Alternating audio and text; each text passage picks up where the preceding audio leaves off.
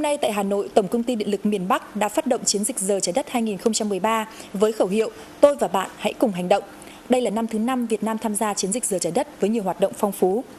Buổi lễ phát động chiến dịch Giờ Trái đất và diễu hành xe đạp nhằm góp phần nâng cao ý thức của cộng đồng về sự biến đổi khí hậu, bảo vệ môi trường và bảo vệ trái đất.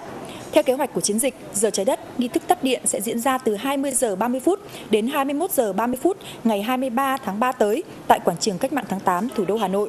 Đây sẽ là hoạt động có sức lan tỏa lớn, dù sự kiện chính chỉ diễn ra trong 1 giờ, nhưng được kỳ vọng sẽ giúp làm thay đổi nhận thức của hàng triệu người Việt Nam. Năm ngoái, tại Việt Nam đã có 48 tỉnh thành tham dự chiến dịch Giờ Trái đất, tiết kiệm được gần 550.000 kWh.